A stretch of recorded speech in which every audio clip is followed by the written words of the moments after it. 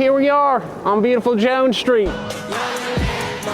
You saw Ted Jones. Sponsored by Stock L Dreamery, the most delicious vegan cheese on the market. We got original smoked paprika and chili, garlic and herbs, and I'll tell you what, guys, this is the best vegan cheese you'll have. Don't forget the cheddar melt. Enjoy the episode. Fellow college tennis player, comedian, we got a lot to talk about, so settle in. Good? Okay, first question I gotta ask, your Instagram profile picture.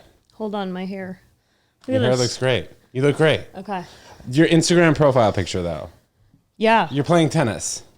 I forgot that's my profile picture. Yeah, but what is the gear you're wearing in it? So just want to get right into used to work in corporate America. Yeah. They did a charity event, and they asked me to, and they were called Paladina Healthcare. Okay. I used to work at DaVita. Okay, I've heard of Palantir. You've heard of Palantir? Yeah. Is that like a branch? No. Non-healthcare, different. Okay. So Paladina was owned by this healthcare company called DaVita. We're jumping in so hard. Yeah. Well, I thought it was going to be tennis related, but go ahead. I mean, they asked me to do a charity event. Yeah. And I played in Denver, and altitude. Yeah. Right? The balls are flying and hitting the fences. And we played in this stupid charity event, and it was fun. Everyone had a blast. But I had to dress in a Paladina night outfit. Do you know what that is? No, but it looked like you were wearing like a bulletproof suit. Yeah, they made me wear it in the first I'm set. popping it up right here. Well, is that because you were so much better than everyone else, I imagine? There was a one older fella at the company that thought he talked and... Isn't that annoying? Always. I imagine that before you got married, guys would probably say that to like try and endear you. Like, married hey, or not, I could bet I can beat you in tennis, right? Always. Oh, I played high school tennis. Okay, but being the #1 junior in New England from Massachusetts, like yourself. Oh, you did your research. And then, Wow. a little bit. Gosh, look at you. And then going to Illinois, becoming a fighting Illini, which I never understood that, like why they call themselves the Illini. And like, is there a mascot in Illinois? So when I was a freshman, I think the chief just got removed. There used The to be chief? the chief. Oh, okay, so that's probably one of the first. He would come out and do like a Yeah. dance. Oh, like a racist kind And of then I chief think dance. when I joined, the basketball team had made the Final Four right before I joined. You know, like D. Brown and 2004-ish. who's the other guy? The guy who went to Utah Jazz. Maybe we'll pop him up right here. Did he graduate in 2004? Carlos Boozer? No. No, I'm drawing a blank, but they were doing really well. Like Illinois is getting a lot of. Yeah, Illinois basketball, I remember, had a few years where they were really good. They had the Final Four. Then I joined, and I think that was the year. Maybe they got like a lot of publicity, and they're like, you can't do this chief dance anymore. So, but I don't think Fighting Illini is still. It's still there's no like chief mascot anymore. Yeah. I don't think there even really is a mascot. Yeah, I don't know. Illinois. Honestly, I didn't do I should have probably It was looked that up. no, but it was interesting that they just changed it to a plural of a state, right? That's just the name of the college now. Yeah, no, these are really good questions. Yeah. I should do some diligence. Maybe a little on bit it. of difficult questions. I Yeah, came in those hot. are- I apologize. All right. But I want to talk about your tennis career because for those of you who don't know, and you guys should know by now, this is episode freaking 429. I've talked about this at least like 350 times on the pod that I did play tennis at UConn. And getting to that point, I played tennis so much. And I only imagine how much you played being in Massachusetts yourself. Did you play tennis every single day as a junior and then getting to college? I want to. So you're UConn, right? Yes. And then I don't know what's your year that you. I graduated in 2014. Okay. But I played tennis for 2.5 years on the team. I didn't play all 4 years. Okay. So, but my experience in college tennis was definitely a little bit different than yours because I imagine that being in Illinois, you guys had a good chance at winning the national championship a few times, correct? Or at least the Big Ten. I mean, I would say when I was there, we were like coasting around top 30 in the nation, top 20. We'd make NCAAs. We do well, top 3 in the Big Ten. We had Northwestern, #1 in the country, Michigan. Everyone was strong. Everyone was really strong. But yeah, I mean, we had some struggle years. This is like you're giving me a lot of PTSD. Yeah, So thank you I so bet. much. Yeah. Well, I it's had also two different kinds of coaches. It was crazy. What do you mean 2 different kinds of coaches? I had some like very like character coaches. Like they're like Eastern European or what? one Nepalese okay. coach. Nepal. Nepal. Shoot. I should know this, right? This is embarrassing. I'm embarrassed. No, I feel like they didn't know either. Yeah, Nepalese, Nepal. Yeah. Okay. And Nepal, that's where they have Mount Kilimanjaro, right? We should know this. No. Yeah. Or is it K2? Yep. Yeah, right. It's one of those. All right, we're popping it up right here. Yep. Whichever mountain that was in Nepal. Himalayas? Yeah. Yeah. Large mountains. Okay, so yeah, you probably had crazy coaches. Yeah. Not as crazy because we were, for the most part, I don't want to say bottom of the barrel in Division I, but like once COVID came around, they cut the men's tennis team, and this was obviously a good amount of years after Title IX came into play, right, where women's sports would get more scholarships than men, but we didn't have any scholarships on the men's team. Okay. So yeah, once COVID came around, they cut the team because we were just costing the school money.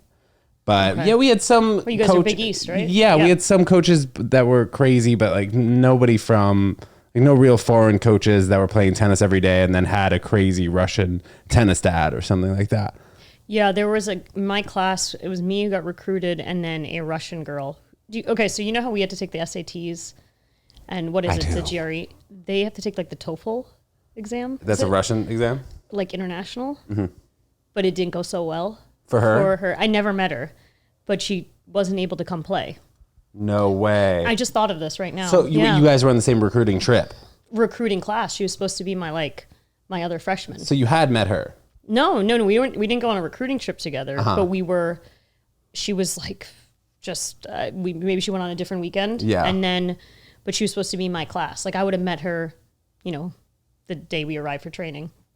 She didn't show up. So I was the only freshman, which it was kind of tough because you kind of want to like ride those crazy waves where your ass is just you're waking up, you're starting those 6 a.m. And you have like her as a roommate. Right. I had a soccer roommate. Oh, okay. Which was cool. Right. Yeah. Which was fun. We were all, they put the athletes together, but. Did you start right away when you went to Illinois? What do you mean start? Like, did you play in the top 6 in the lineup and then play doubles as well? Yep. Getting to college, what was your experience like playing tennis in New England? Like, what did your schedule look like in middle school and then high school and getting recruited to Illinois? I had parents who immigrated from India, so sports was kind of foreign to them. So they put me in everything. My mom's like, I grew up in a really white town, Concord, Mass. And my mom basically was like, you're going to do what all the white kids do. You're going to ski. You're going to play tennis. You're going to play soccer. So I did everything. I loved sports. The white kids were playing tennis in Concord? Oh my God. I mean, tennis is a white sport, right? Yeah, that's very true. But I figured in Massachusetts, maybe they'd be playing more like basketball, like volleyball type. No, you got to look. Concord's like where the American Revolutionary War started. Boston Tea Party? Sure, yeah. Okay. Yeah, you making me do like history stuff. This is unlike me too, my bad. Doing like history fine. And stuff. Like, you're making me think I am. No, I'm not smart. So it's yeah. So it was just my brother was very, very smart, very good at science and math. Older brother, and they were like, she's okay at school. Where did he go to college? Johns Hopkins. Ooh, biomedical he's engineer. a doctor. Oh my gosh. Yeah, no, he's not a doctor today. Isn't that funny too? It's called Johns Hopkins. Like, they can't even just name him John. It's like multiple Johns. It's Maryland. It's intriguing. Yeah. I understand that. Yeah, and then you went to Fighting Illini. I was like, you two went to weird school names. Yeah. Okay, but your parents threw you in sports, and you became really good at tennis on a whim. I mean, I think it just it clicked. When did you start playing like 3 or 4 days a week, and then the coaches realized that you should play more? I think I played okay. So this is how I can track it. It's the USTA tournaments, which you played. I think I played 10 and under, and I played. I'm Shivani Dave. I played a Siobhan Finnegan. That was my first match at Longfellow Tennis Club in Dorchester, Boston. Oh my gosh. Yeah. Okay. And Siobhan and Shivani. Yeah. It was fun fact, I guess, whatever. But so I played 10 under, then you play all the juniors. But I think I was still playing kind of the other sports. And my parents were like, okay, my brother was a big, like, put her in sports. She's a little bit, I think that's going to be better for you guys. How much older was he than you? 7 years older. Oh, okay. He had started tennis late, but he was like, oh, if you want her to, like, if she likes it, you got to start her a little early, as you know. That must have been super helpful too. Very helpful. Because I remember when Yeah, when I had my struggles in tennis just mentally and like being like, oh, I wish I started earlier, I was like 16 or 17 years old. And yes, my sisters are 5 years younger than me and, you know, 6.5 years younger than me. So I was like, all right, if these 10 and 11-year-olds can really start playing, they could be good. They're athletic enough, you know, your if they wanted played? it. No, they never really did. But I can imagine like if they really put their mind to it, they probably could have been very good. Yeah. I mean, and so it's not, yeah. So he was a big part of it because he was like driving him. He was like 17-year-old driving himself to a USTA tournament. He's like, what a struggle, right? Yeah. Like, yeah. And I was lucky because my parents got involved. But, you know, they're like, oh, she's not that good at math. So we need to make sure she's good at something else. Interesting. Right? Like they sacrificed a Right, lot. but that's interesting. They didn't like push you towards another school subject. They just pushed or you towards whatever. athletics. Like I just wasn't that. I wasn't that into school. I didn't like it as much. But you know? did you get a full ride to Illinois? I did. Yep. That's crazy. But it's yeah. So I don't know. You play all the tournaments. I love the coach I had in high school, towards the end of middle school, high school. You know how it goes. Did you play high school? But you play high school. Okay, so my coach, my private coach, encouraged me to play high school. So he's like, you know what it's like to be on a team. So he said play high school, but also do the other. Were there girls who were tournaments. good that attended other high schools in your area that you could actually play against and it was competitive? Once you got to like states, like Right, finals, right. like That's what I that's when imagine. I would run into them. And Because I grew up in New York City. That didn't exist. Like I okay. was probably top 3 you didn't in go to John Manhattan McEnroe's for years. Academy? No, I was the first kid and my coach, we were the first people to play in that indoor stadium. First people to hit on those courts as soon as they were done painting it. Talking about I love it him. He's on great. Smartlist, yeah. I never like played in the John McEnroe Tennis Academy, but I played at Randall's Island before it was known as the John McEnroe Tennis Academy. But I love that guy. Yeah, so I mean, I guess you run through. Thank you for me. You're making me really recollect my childhood. I didn't know what I was getting myself into. Yeah, well, This you is knew like we were going to talk therapy. about tennis. Yes, no, that's true. Yes. That's true. Because I was fascinated as soon as I saw your profile picture, and I was like, "Why are you wearing a bulletproof vest?" I know I should probably change. And it. then no, I think it's cool. And then we started talking about tennis, and I found out you played at Illinois. And then there's another comedian who's also played at Illinois, Michael Costa. And there's a very small circle of us tennis players who played college tennis, but it makes sense. You know, it's so you're by yourself out there. Everything is reliant on you if you win or lose, and it's kind of like comedy. You know, you could be like, "Oh, the crowd was bad," but maybe your set wasn't as good, or you weren't hitting the ball as well. You weren't hitting the punch lines as well. So I think that there are so many similarities in that. But agree. was there a period of time where you thought you maybe wanted to go pro when you were like 13, 14, 15, or what did that A lot look of people like? ask. I don't think I was on that trajectory. You know, I feel like it just kind of, you have to have that, almost like if you're going to go play college tennis, already know that. Yeah. Like the men, as you know, like the Fighting Illini men's team were number 1 in the country. Was it Kevin Anderson days? Yeah. So Kevin Anderson was 2 years or a year ahead of me. He won the U.S. Open. Or he made the finals, excuse me, of the yeah, U.S. Open. final And it was Wimbledon 7 in the world, Yeah, Kevin I think he made Anderson. final- Big South African guy. Yeah. So he dropped out his junior year. I mean, made a good, solid decision. And yeah, so I think those guys went in knowing they wanted to play with Craig Tiley, who's like who runs the Australian Open tournament. Was he the head coach at the time? He was, and then now it's Brad Dancer. Okay. I think he's still the coach, but those guys, a little different. Like they're coming in, like, let me get some training under my grounds and maybe I'll go pro. Let me win NCAAs. Let me be All-American. And then some of them would drop out. Yeah. And then go play. It's interesting how some of those schools in those climates really attract top tennis players. Like now Ohio State is number 1 in the country in men's. And you have schools like Illinois they've been great for forever. Now Harvard is like number 6 in the country. I went to really? On the men's or women's? And the men's. Okay, because on the women's, they were. I always felt really good. We would go play Boston. Yeah. 'Cause I'm from Boston. BU. Yeah, we would go. We always, for some reason, had some invitational off season. We'd go play BC and Harvard. Okay. You know, and I would go home and like we would crush them. And Yeah, it was like yeah, really yeah. satisfying. Right. Because you know who Harvard thinks. They Yeah, should. yeah, of course. But it was like I went to the ITA Indoor National Championships like 2 weeks ago at the U.S. Open, and I was just like interviewing guys. Oh, cool. Like talking with them, and was talking with guys from South Carolina. They're number 2 in the country. Texas, number 5. Texas A&M, schools like that, USC.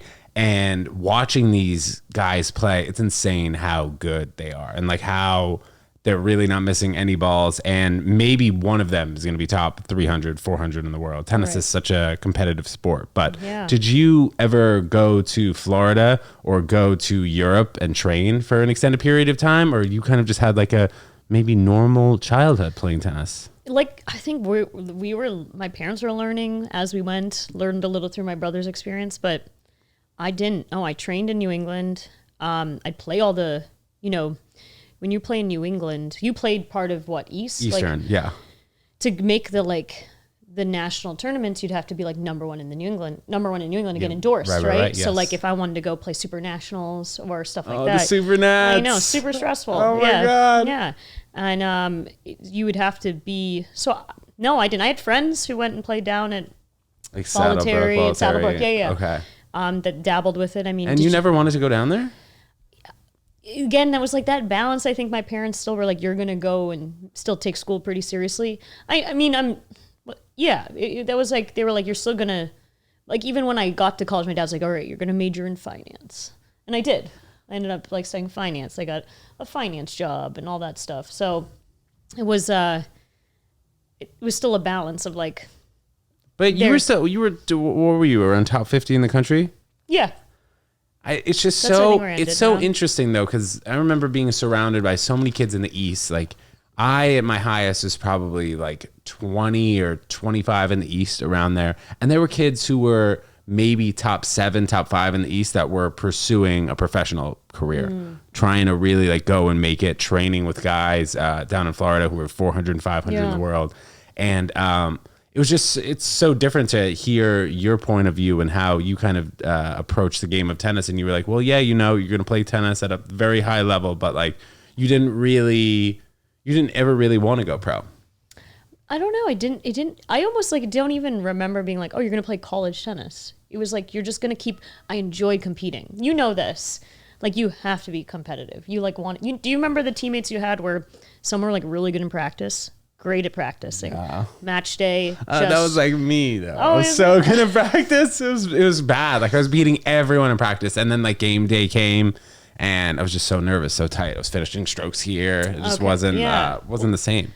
I probably was like the one who could have grinded it out better in practice, but I love match day. Yeah. I loved competing. I love the matches. I just like you can see me. I'm not like big. Like I could, people were saying, oh, how do you hit the tennis ball? Like acceleration. It's tough, but I was still small. So I wasn't like, I don't know. I didn't have like the huge upper body strength and serve. My dad used to give me shit. He's like, you're not eating proper breakfast. And he was lecturing me so much. He was very intense. Okay. My dad was very intense when it came to, once tennis got to a level. Yeah. He's like, it was just, we have stories like, in the car, having choked on it, if I choked in a tennis match, calling me like nervous Nelly. And I'm like, me just like. Did this affect your relationship with your dad for a period of time? I mean, we would just fight it out. Yeah. And then but I was very close to my dad. Okay. So they were very like supportive and he mellowed down once I got into college. They're coming and it was just a treat for them to visit, Right. And he also, he did a job, his daughter got a full ride to Illinois. Well, my dad, unfortunately passed in October, and I'm sorry to hear that. Yeah, thank you. And he was 81, so he's a little older. Like I have an older brother, right? So he's a little older for my age. A lot of my age, a lot of their parents are like have little younger parents, and so but he got to retire. He got to retire when I got the full ride. So that's something like that's what hits me, and it was very. I feel really good about that. I think that's what kind of, and I remember signing that little national letter of intent. With your they were very happy. On. They took a picture. Yeah. Okay, nice. Yeah. So I think for them, it was like, in the Indian community in New England, this was kind of like, not that known, not that common. Yeah. It's like, I don't know how many I guess you're a little bit younger than me, just by a few years, but just kind of growing up, I never really saw a lot of Indian female tennis players. So it just wasn't. Sansa Mirza is like the only one. In India. She's in India. Right, yeah. Yeah, we're talking about like the U.S. I mean, so it wasn't I would say that credit to my parents, a lot of Indian parents are pushing their kids in the school, and they're like, okay, and I guess it's my brother who's like, listen, she's all right at school. There's another route. She doesn't love it. Like, push her in sports. I liked playing catch. I played catch with my dad. Like football or baseball? Just whatever. Like in the backyard, I loved it. He would leave. They had a very good social community. He would leave the party. I'd be lingering around, and he'd just play catch with me in the hallway. I loved hand-eye, so just came. I love playing sports. Today, I'll throw a football. I love it. Do you play in any leagues in the city, like women's tennis? leagues? No, or in any sport. You say you like playing sports. Like in softball, they'll be like, "Here, can you be our like token woman so we can field the team?" Oh, okay. Yeah, and then they put me in right field. I'm like, I can do better than that. At least put me in left or I can center. catch. Yeah. Come on. What was your biggest win in tennis, if you remember? I think pre-college, you have your sectional tournament, and I won it, 16 and unders. So that was a big deal at Yale. Okay. Yeah, where they play Pilot Pen.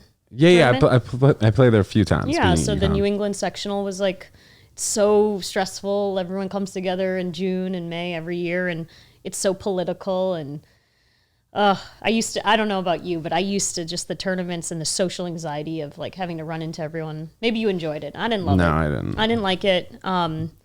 You have those snooty parents and, so I just remember being able to just hunker down and win. And it wasn't really, you just that. That's what's so great about sports. It's just that's what was the job. Just do your job and win. Yeah, it's got to be so different nowadays being in those sectional tournaments with all the social media and, you're able to kind of keep track on everyone so much more intensely. Like this new UTR system, which I don't really even know much about it. Basically, if you're like a top college player, like these guys who play at South Carolina and they're number 4, 5, and 6 in the lineup, their UTR is 11.15, and then if you're 400 in the world, your UTR is 14, and then I guess if you're Djokovic, your UTR is around 20. I'm not really even sure how they kind of break everything down, but there's a new system where you now know how, instead of, because it used to be so basic where it was just I'm a 4.0 player, I'm a 4.5, and then it kind of ended at that time, but now I think they have a more then it was just roundabout system. Yeah. It's such an intense sport, and I would think that people should, I would encourage team sports more. Just having that more the college tennis environment is great, but it's going to take you 9 years to get there. From the age of 9 to 18, you're really on your own. I kind of wish I had golfed because as a female golfer, how open is that? Well, as soon as I was done with college, I was burnt out, and I decided to start golfing. Are you a golfer? A little bit. My mom's been trying to encourage me to play. Her and her boyfriend have been playing, I'd say 200 times a year the past 5 years, probably something like that. They'll go out and then they'll just golf for a week straight. They just got back from a golfing trip. Oh, that sounds fun. An insane amount of golf. Yeah. So I got into that and I was like, I'll just go to I'll just do the LPGA real quick. And obviously not. It's so naive and ignorant. When did you start playing? Golf? No, I just golfed because I lived in California for a little while. So easy to golf. I would play 18 on Saturday, 18 on Sunday. I loved it. Sometimes that's a little bit too long for me. I'll get to 12 and I'll be I'm thirsty. I did lessons. Yeah. Oh, okay. I would go to my job and there was a golfing, there was a range right down the street. So I'd finish my job and then go and chip. Wow. All right. But it's still, golf, how it goes. You can get with the hand-eye that we have. Yeah. You can get really good really fast, and then now you got to figure the shit out. It's a little bit like comedy too. It's 2 steps forward, 1 step back. Yeah, possibly. Or you got to keep. You got to keep. You got to be out there. You can't. You got to be in the chipping range. You said. Constantly, and you can't just not practice. I want to also talk about. Let's smoothly transition to your comedy career. Okay, so you and I met, I think a week and a half ago, 2 weeks ago, and we hit it off. And you have recently opened for Dave Attell. And where did you meet Dave? And then how did you get involved in the comedy stratosphere? Him and I met just at the Cellar, just hanging out outside.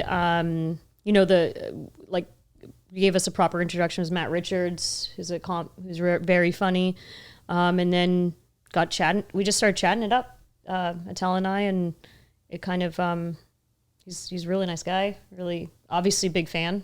I'm sure as a lot of comics are. So yeah, he's just super fun to chat. I feel like we barely chatted about comedy, talking a lot about college tennis and family and the corporate America world. Oh, yeah. And, I was talking about my dad a little bit and stuff like that. Just how to caregiving and how do you take, because my dad had a neurodegenerative disease towards the end, so caregiving is tough. So we were just chatting about that stuff, and so it was that, I guess, kind of leads to the next thing, you know. How did your parents feel about you diving into comedy? It's like, again, another foreign world. So I was writing before stand-up. I was writing like screenplays in San Francisco about how miserable I was in the corporate world. And, just I had gone to a 10-year reunion in Boston. And high school or high college? school, high school. Okay. And what was that, Concord High School? Concord Carla High School. Ooh, that's close. Okay. And kind of inspired a screenplay idea. And you didn't like that reunion? It was interesting. It inspired me to, like, I had an idea. So I was like, so what were you at that time? 10 years, you were 28, 27? Yeah. Okay. Yeah. And then it was fun, I guess. It's, again, weird. Like, it was all right. It was fine. I got to reconnect with some folks. And then some folks actually that I now I'm so happy I did, because we were so close in high school. Now we're hanging out in New York City, which is amazing. Yeah. Because you know how it is. Like, I don't know how, like, I come from the world of, like, you've hung out with, like, athletes. You probably are friends from home. I don't know how many of them you keep around, but then when you get into the comedy world, I don't know if all your friends are comics. It's like a nice balance to have a mix of friends. I don't know if you only like hang out with comics, but yeah. Well, I feel like every 2 or 3 years, it's like I have a new circle of people. It feels like, especially in New York. Yeah, definitely.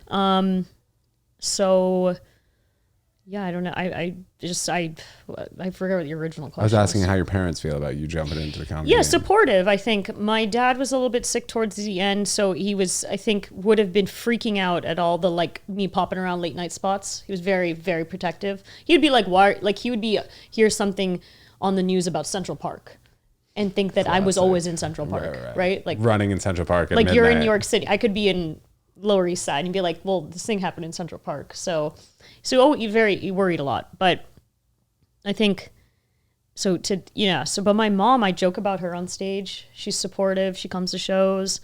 They're like, what's this? Again, another, like, weird world to them that it's not like in their community. They know a lot of people are stand-up comedians. You know what I mean? Did your mom still live in New England? Mm-hmm. Same home I grew up in. Nice. So I go home a lot. Yeah. What kind of stuff does your brother research?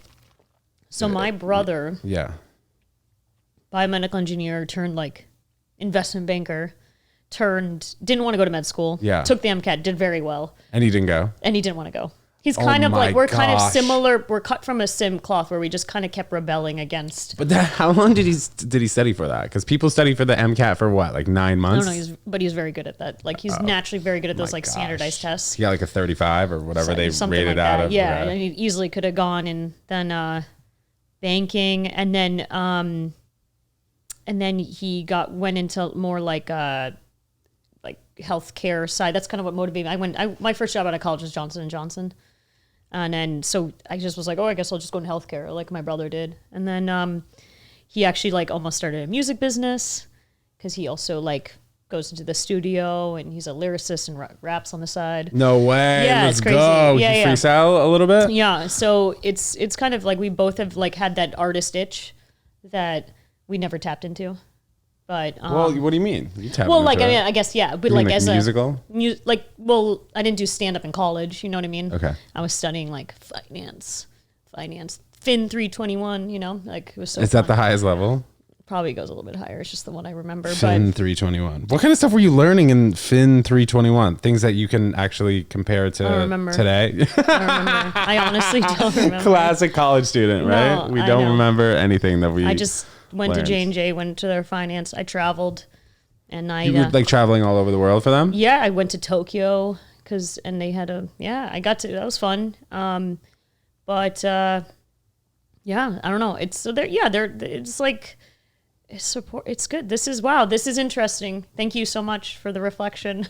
I'm like your therapist now? Yeah, no, I feel like this is a lot. Yeah. Well, I think you've done so much in your life that unless you sit down and talk about it on a podcast, it's really hard to reflect and remember. Yeah, you and know, we're like, really good at compartmentalizing. yeah, I'm so good at it. And especially since like the only time it would really ever come up is maybe even on stage when you're like doing a riff or something. Somebody will say something, and you'll be, oh my, that triggers this part. Like when I was in 8th grade, and I remember I hit that tennis ball on the line, and the girl called it out, and then my dad was freaking out. The two dads were having an argument up there, you know, like in the glass. No, seriously. And also like me losing you split sets, and me losing the second set, choking, pacing.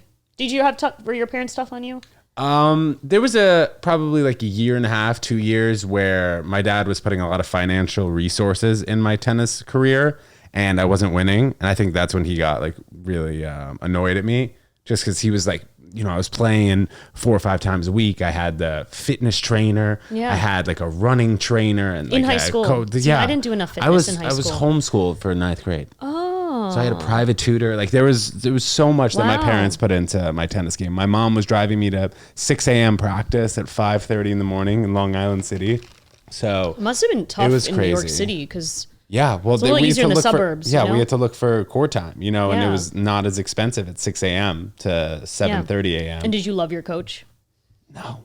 No, I loved my high school. I loved my private, my gardener, and still coaches today. Does he still? Then he comes to my comedy shows. Oh, let's go. Does he still? Does he teach like a Concord tennis club, or what's the tennis club you play? He taught all over New England, and then he runs. Did you ever do Nike tennis camps? Yes. So I would every summer. Okay, every summer I used to go to the Dartmouth tennis camp and Nike tennis camp and Amherst College. Okay. And he runs all those. He's like, those are his babies. Like, I mean, that guy, that can be your Do they kid. still have those? Mm-hmm. Oh, wow. Yeah. I know, I think the pandemic kind of hurt them a little bit, but yeah, they got back and running. And that's where I remember my brother was like a counselor there, 7 years older, and he's like, great, my little sister's gonna come. She's like 10, and I look like a scrawny little Indian boy. And he was just, I wasn't a good look for him, and he's like at his prime in high school, crushing it, a lot cooler, and he's like, great, she's coming. But that was like where I got exposed, 10, 11, got to you stay in a dorm, overnight camp. Yeah, of course. It was fun, yeah. I remember at that time I was taking ADD medicine when I went to the Nike tennis camp. And there was a time where, I stayed there for 2 weeks, and every morning it was like some counselor's job. Probably a guy like your brother, to be honest. When I was like 11 or 12, the 18-year-old had to give me my ADD medicine. Right. And I remember one day I got it, and I like just threw it on the side, like near the grass. And then later, like he found it. The counselor found it, and he was like, Ted, why are you not taking your ADD medicine? I was like, it just makes me feel like a zombie. I don't want to take it. So I ended up taking it for like, 3 or 4 years, and I hated it. Just that was a side note. Speaking, I guess we're talking about, like pharmaceuticals. I had some teammates who were taking, were prescried Adderall in college. And then they would like give it to people who wanted it to study. I was like, no, my teammate, you need it. You should take it. Don't give it off. I needed it to study because like I was not passionate at all about school. And if it were up to me, I wouldn't have studied at all. But when I took this particular drug, if it was Concerta Adderall at a time, I could lock in for 2.5 hours, enough for me to get a C+ or B-. But that really did, scarily enough to say it, it helped me get through high school and college, which is bizarre. You genuinely had ADD or ADHD. A little bit of both. I think they said ADD, not HD. But and then there are people who now I know just like will take it. I think it's fun. I'm like, that is not fun. For not someone for me, who genuinely needs it. Yeah. That makes sense. Bizarre. No, I never took it. You never tried it? No, I never have. I should have taken it. I would have done better in school. Yeah, you would have. I think it probably gives everyone a little bit of a superpower, like the limitless pill. I loved going to the library. I like romanticize the library, but did I really study well there? Yeah, it was like a social scene. Kind of, or I just... There were some times I liked going there. The tennis, like, you kind of want... tennis, it's a little lonely. Tennis, stand-up's a little lonely. But you tap into it. It's kind of like our personalities a little bit. And so I just enjoyed like going to the library. But I was like, what did you accomplish today? I wasn't very productive. I enjoyed it. Yeah, it's nice to get out and not be in your 100 square foot room with like a roommate hanging out over there. Do you have any friends that you still stay in contact with from college tennis or no? I moved around so much. A lot of them were probably stayed in Illinois. Probably early on when I first graduated. Then I moved to Jersey for J&J, and then I moved to California. I mean, my husband's from Illinois. He went to Illinois. I met him in college. Oh, okay, nice. He wasn't on the tennis team, obviously. But Was he an athlete or no? no. And then, but I just did some show. I did a show in Chicago. I reconnected with a couple there. They came. You know, I don't know how you feel when family and friends come to shows. I don't mind it. Yeah. I think it's fine. Yeah. I know that some people really don't like it. It makes them uncomfortable, but I think like it's part of the game. Yeah. Right? Like if you are successful enough or you do it long enough, I mean, people are going to see it. Right. You know? Right. So, yeah. So it's, yeah.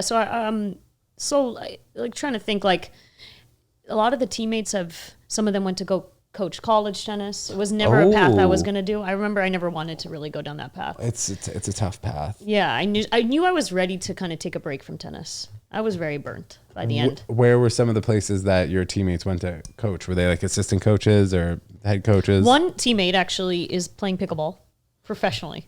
What's she ranked? I don't know, but we randomly message actually because she's like, you're doing stand up, you're doing pickleball, and you might know him. They're married. She's married to Ryler DeHart, Megan Fudge. So he played at Illinois. He went pro for a little bit. So they're just like doing pickleball hard. He's playing pickleball too. Mm-hmm. Have you played pickleball? Yeah. I haven't played yet. No. Should we and do I'm something? kind of anti. Should we just be anti though and do it still? Yeah, do a sketch on it. No, but I feel like No, and we can. I mean, it would be fun to try. It would be fun to. I haven't played in New York, so yeah, I have not played once. not once. No, it's actually a little crazy, I will say. And when did pickleball? When was it invented? Like 2019? I mean, it was Not so long ago. People out in California were turning courts into pickleball. Oh my I gosh. remember my mother-in-law was starting pretty early. Right. Yeah, Yeah. The so- older generation definitely got into it first. And in neighborhoods in San Francisco, I remember I've seen news stories where people are like, those damn pickleball courts outside my window Right. at 7 a.m. Did you live close to pickleball courts, or when did you move to New York from San I've Francisco? been in New York. No, I moved from San Francisco. I went Illinois, New Jersey, LA, SF, Boston, New York. Whoa. A lot of major hubs, except Yeah. for maybe Jersey, but yeah. Yeah, which is like I just kept taking the NJ Transit up to New York. Yeah, so checking out shows at Stress Factory. Vinnie Brand. I remember seeing like Charlie Murphy, Greg Robinson. Oh, okay. Yeah. So it was fun. I lived around the corner from there. That's funny. Yeah. And then so I lived in New York 5 years. I'm gonna re-sign our lease. I'm gonna stick it out another year. No, Love I love it. New York. I actually thought I would live in New York way earlier. Yeah, I'm a big fan. Your city. Yeah. We appreciate it. We appreciate You're having welcome. you. San Francisco, though. Mm-hmm. How was it when you were living there? And what year was that? So I lived there. I'm so bad with years. Up until 2017, probably I was there for 4 years. So Silicon Valley, all that stuff is just hopping. All these like health tech. I was in healthcare. All these health tech startups are starting to get crazy. Theranos. Do you remember Elizabeth Holmes? Of course. That world was something that I kind of was rubbing shoulders with because she was all the hype. Did you ever want to work there? I was never like, I remember talking to a company that was interviewing me while I was working at DaVita that wanted to compete with Theranos. And they were they're doing their series. You're trying to raise money. Were they kind of doing the same thing, like blood sample tests? Hey, 201. If you do a one blood drop, we'll give you 201 results, as opposed to hers were like 200, whatever it was. Okay, and that machine. Obviously, and it was, her demos didn't work. But, oh man, she was like all the positive hype. She had signed the deal with Walgreens, everything. Yeah, and I watched the documentary. Yes, and anything you could watch. The Amanda Seyfried thing. Yeah. Yeah, if you read the On book, Hulu, the book's right. really good. The guy who leaked the whole story, the Wall Street guy. Yeah, and then it's crazy what's happened now. So, and then I wanted to be closer to home. I had been moving around, and after that, I joined a health tech startup in Boston. But have you been back to San Francisco since 2017? When we left, I was going back a lot. I was still visiting. Why was that? Do you have friends or family there? Or? A lot of friends, family. I have family in San Jose. Okay. My husband's job was taking him back there, like quarterly, and we kind of missed California, so we'd go back there. I traveled a lot for work, so it was easy for me to pop back there. Do you still miss California? I do. I think maybe I miss LA more just because of the weather. Just because of the weather, though. This weather's been so shitty. You know, it hasn't been that cold though, to be Right. honest. But Saturday was terrible. Yeah, and yesterday was pretty windy. Yeah. But today is beautiful. Today is, and tomorrow will be too. And then Yeah. it'll be shit again probably. But it's, I miss the weather. You were probably also a big driver too in like high school, and then being in Illinois, you were always driving places, right? I did have a car. Like freshmen didn't really have cars. I had one because we were driving to practice. But yeah, I commuted a lot in SF and LA for my job, and then driving wise, and then Boston's Boston. So Did you do comedy in Boston? no, I mean, not when I lived there. No, I started here. So,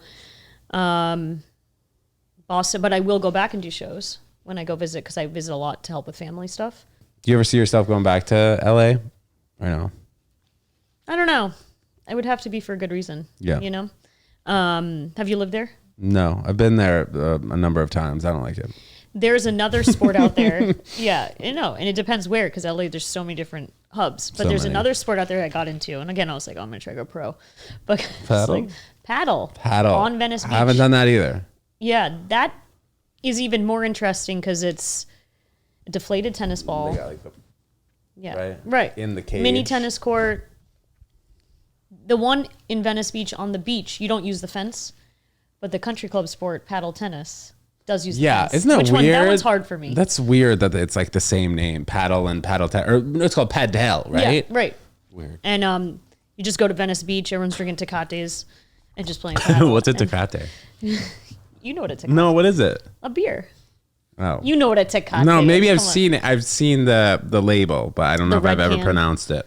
Yeah. Oh, yeah. I've never pronounced it. And it has like the weird, Yeah. is it like a guy on it? Not a guy, but like a bird type thing. I don't know. I'm not sure. But you should drink a tecate. Yeah, maybe. You know, Super I cheap haven't light beer. I haven't really drinking that much. I mean, college, I really drank so much. I don't know how did the tennis team at college drink a lot? 48-hour rule. Did you have that? Yes. Yes. We had the 48 So hour. you- We I can't think you drink become 48 masters hours of- before the match. Yeah. Yeah, and which is makes sense. It's reasonable. I think it could have been a 72, but Yeah. yeah, 48 hours is Right, fine. and I think we all yeah, and it's. I remember though, like we would go, so you're not really partying on the weekends, like most college students during the season. So we're going out hard on a Tuesday night, and in Champaign, Illinois, anyone who's been to like the bars there are 19 and up. And Still? So, I don't know if still, but like they were there. If you got one, you know, you could get like I had an older female cousin who went to U of I, and I was like, what were you, 17 or 18 when you go to college? So I had to use like a fake for my freshman year. And it said you were 19. Yeah, it said I was like 20 or 21 or something. Like that. Unbelievable. Yeah, and it worked, and it was fun because I didn't have to go to all the like douchey frat parties. Yeah, you know what I mean? yeah. Get the beer, the foamy beer. Yeah. There was really never a stigma behind drinking in college as much as there was smoking weed, because you know smoking weed is obviously illegal for such a long period of time. And then We were Illinois, drug tested, were you guys? yeah, Yeah, we were drug tested. and a couple times here. I remember there was a specific night that everybody was going out and like partying, and kids showed up still drunk to the drug test, and like it was fine. Like coaches were laughing about it. But if you like smoked weed on a Wednesday or something on your couch, they'd be so concerned. And it's so weird, especially since like how openly athletes talk about smoking pot nowadays. You know, people talk Yeah. like, especially, you know, football players, they'll talk about doing it on a Monday or Tuesday and it helps their body recover. And alcohol seems to, you know, do the opposite. So I wonder if there's going to be just a full switch to where the NCAA stops even testing for Did you get into marijuana. weed? I never got Yeah, into weed. You this did. is the Are you still longest. into it? Well, but this is the longest I've gone since high school, not smoking weed. I'm on day like 35. Are right you now. going? You're just trying to cut. I don't know. My dreams are out of control though. Oh, really? Nuts. Right now. Nuts. So are you sober right now? Yeah. Just drinking and weed. All And I'm gone. vegan. Wow. So I got a lot going on. Yeah, you seem healthy. Yeah, but there was a period of time where I really wasn't. I was eating McDonald's. I was probably like 25 pounds heavier than I was. I had like a lot of ailments in my body, like torn labrum, groin, back. hamstring.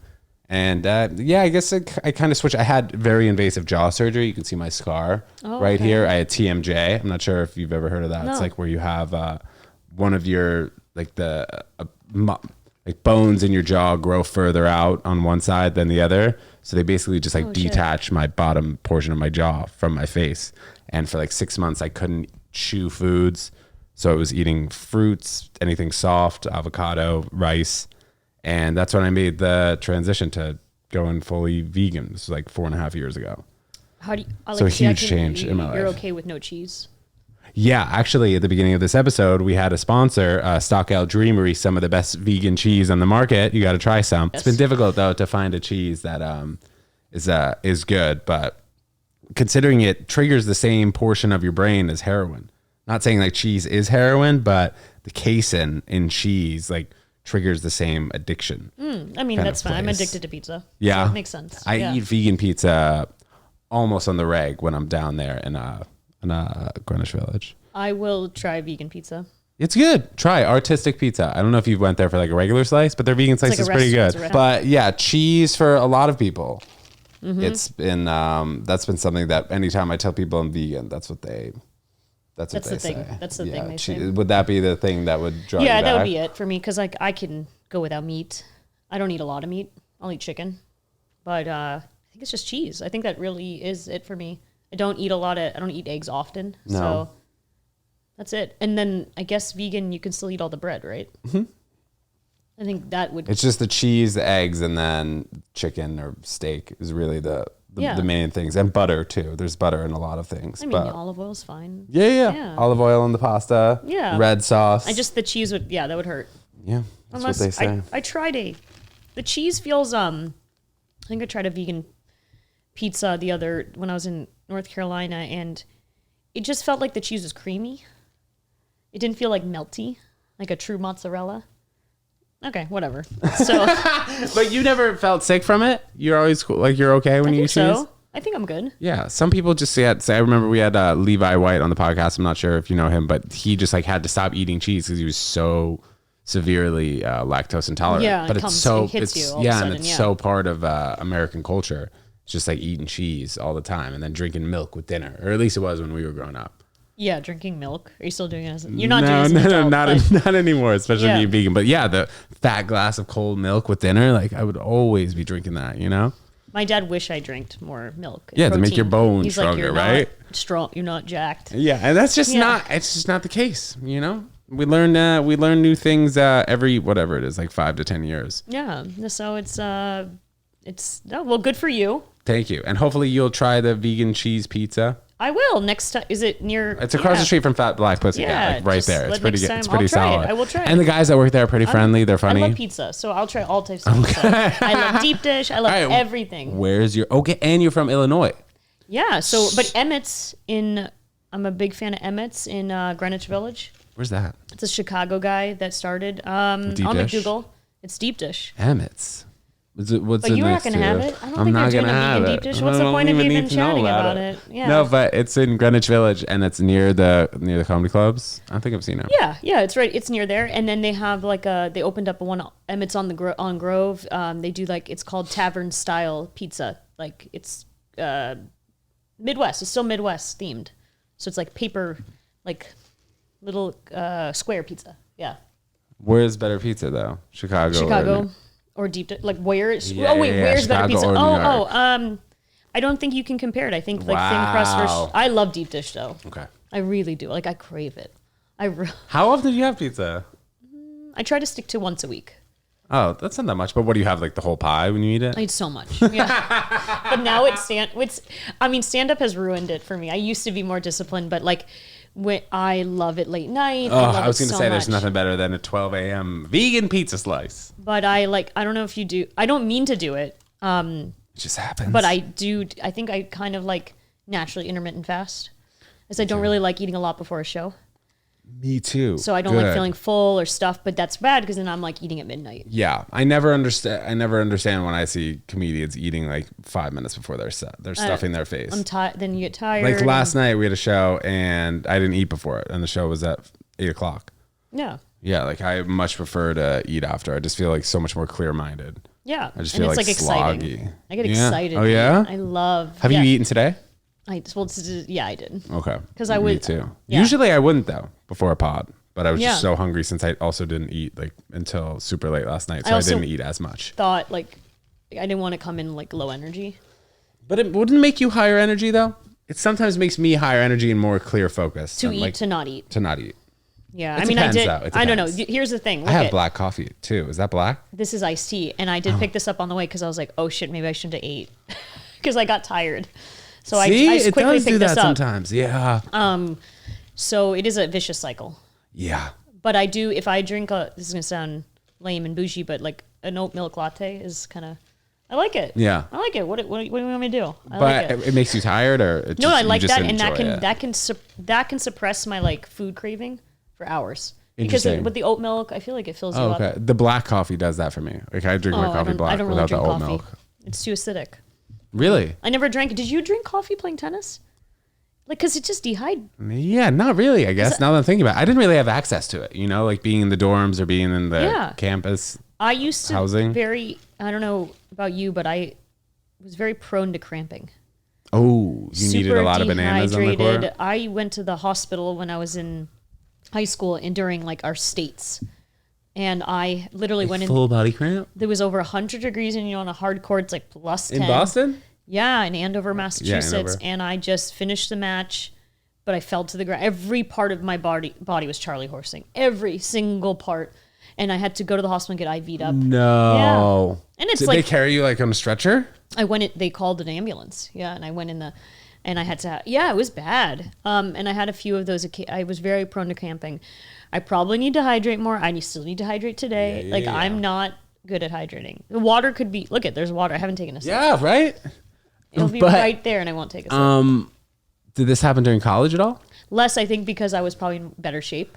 Yeah. I think I was probably, with all the practice, chugging the Gatorades and just, there was like no way to get around it, right? Were there any fitness challenges that you had to complete at Illinois? Yes. All of us just so nauseous by the idea of it. I don't know what yours was, but so we'd always get there 2 weeks before school started. You're doing all the trainings. And we had this one sprint endurance test that everyone had to pass. And 200, 100, 200. it was like on the it track. was on a football, like if you think of a football field, it was like 9 sets of like every set had like 5 different sprints. It was the worst. And you could only like fail. So say there's like 9 sets. Each set had it's like the beep test, you know, that soccer players did. Just like quick. You have to sprints. basically get back before the Sure. So if there's 9 sets, there's suicides. probably like maybe 5 to 6 different types of sprints in each one, and you could only miss 2. So 2, like if you But what happened if you miss more? They kick you off the team like the Russian girl? just have to keep doing it every morning at 6 a.m. Until you do it. Yeah, it was the worst. It really is. That was the thing at the really high level Division I programs. Like I remember I was gonna visit Indiana, and I heard that you need like a 5:15 mile, and the fastest I'd ever done was 5:34, and I was dying afterwards. And I was like, I can't do 5:15 mile. How are the facilities at Illinois? Awesome. Have they redone anything tennis related recently or no? I think they probably have. I haven't been back in a while, but we had a great center. I mean, you have the men's, budget too, right? Yeah, Number that's 1 cool. in the country. No, we had a great indoor facility. We Very went lucky. we went to Hartford to play indoor tennis, which is like 30 minutes away. We didn't have Oh. indoor facility. Yeah, the women's team now is consistently getting better because they have a number of scholarships. But I would imagine that it would just need to be a donor that shells out like a few $1 million to build that facility, like indoors, because like our outdoor facility is fine. No, it was really nice balcony seating. We are. And you'd host probably national events there too, tennis wise. I think we Indoors might have or hosted whatever. the team NCAA's one year. We used to host a men's challenger. Oh every yeah, year. yeah. Does that still happen? I don't know, but they would make us ball girl for them. I hated it. Wait, why? It was part of like even the guys would have to ball girl or ball What? boy, whatever. For free too? It was part of like giving back to the Bruh. community tennis. Giving back to the and I hated it. I don't like it when you sit in the back and then you get nailed by a serve. serve. Yeah. Yeah. Did you ever ball boy or ball girl besides that? I did I world did. team tennis. Oh, Me did you too. really? Yes. Yes, with funny. Andre Agassi, Did it with John Anna McEnroe. Kournikova. Anna. I think who else was there? I remember her. Yeah. Where was that? Chicago? Elton John was there. And Billie Jean King was at World Tennis. Yeah. She was. Yeah. It was somewhere in Boston. I can't remember. It was. But that was when I was like 12 or 13. Right, yeah. Not I when I remember was taking at college. a picture with Andre. I can't believe they made you do that. You think it's abuse? Yes. Full ride. We're not going to pay you. So you're going to go run for the balls. How about no? I'll go run the 400 meters. Non-athletes always used to be like, "Oh, my tuition's paying for your."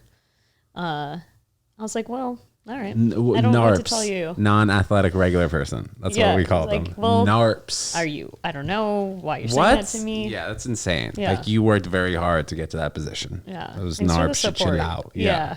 For real. Come to our tennis match. We're giving free pizza. That ever happened with you guys? You give out free pizza at the tennis matches? Maybe. I don't know. I don't remember. I remember there were times when like some of my boys would ask me like, when are you giving out like free t-shirts and like free pizzas and stuff? And sometimes I would just say that we're going to do it just to get my boys to come. But like it didn't happen. Yeah, they didn't need to really wake give that up out. and not be hungover. Because you early match. Sometimes or Literally. Friday, Like 9 a.m. Saturday or No, Sunday. you gotta come support. Do you follow a lot of professional tennis? Yeah, I'm not okay a with it. lot, but like Yeah. all the Grand Slams and maybe some of thousands events. Like I'll go to the U.S. Open obviously Yeah. every year, and then when at some point in high school I went to Indian Wells and that was fun. When like Rafael Nadal and Djokovic were 19 and 20, something like that. That was cool to see that. Yeah. Did you ever play like Easter Bowl in Palm Springs? No, I played Copper Bowl and the Winter and Nationals, Copper Bowl is in Arizona. but I never played Easter Bowl. Okay. Yes, I Yeah. went out there for like a week and a half. Yeah. That was insane. Was it Tucson? Yeah. Yeah. Tucson, and they stayed at the Best Western. There was like a group of 10 of us that went with 2 coaches. And I remember we ordered like a huge ice cream bowl at dinner, and the coaches they left us there. And then they came back at like a crazy time. And then as they came back, the waiters were coming out with like fried ice cream. And then afterwards, we had to run so much in the parking lot because they were pissed at us for ordering ice After cream eating? during the. Yeah, I think that was the point. Our worst was did you go spring breaks? Like, Yes. Okay. Puerto But you Rico, probably went San Diego. Same, Puerto Rico. Fun places, but we were doing 2 days. Yeah, it wasn't Not really fun. like spring break. Yeah. And I remember we played Princeton. UNC was there. So whoever, and we were not supposed to lose to Princeton. And we did. I imagine Very you probably weren't supposed to lose to any Ivy Leagues, being Illinois. Yeah, 4-3 or something. Coach was. That was like the one night we were gonna have to like hang out and chill. And so pissed. Coach was so pissed. Threw shit around to cause a scene in our huddle. And our trainer was there with us. Next day, said 6 a.m. running. We were doing in Puerto Rico. Had these where we were staying, like all the hills. So we were just like every hill was had to sprint. And yeah, so it is what it is. Don't lose to Princeton. Yeah, That's the don't moral lose of the to story. Princeton. That's hilarious. Yeah. That's so funny. But you probably had those like punishment stuff. Yeah, it was crazy. But college tennis was, I'd say it was a great experience. I learned a lot, and playing tennis. I think was a good experience. It prepared me for the life of realizing that, good or bad, it's your fault. Right. You know what I mean? Yeah. Same with stand up, right? Kinda. No, I agree. Shivani, thanks so much for coming you. on. Before we get out of here, we're popping up your Instagram right here. Let us know where we can find you in New York City. This will be out this Thursday. So today is Tuesday. If you have anything this weekend or anything coming up at the end of March, April, please let us know. No, I'll be at Rodney's tonight, and then I co-host and produce a show called Top 5 Comedy at St. Mark's Comedy Club, March 23rd. Love it's it. monthly, so And you come have hang out. that link in your bio, your Instagram bio. Yeah, We can find tickets Shivani there. Dave spelled like Dave _ Love it. And your husband's name is also Dave. Yeah. Love it. Dave goes Dave. Shivani, thanks so much for coming on the pod. Thank you, Guys, Ted. we had such a great episode. As you can see, I love tennis. Shivani loves tennis. What a conversation of topics. Guys, we'll see you next time. Peace.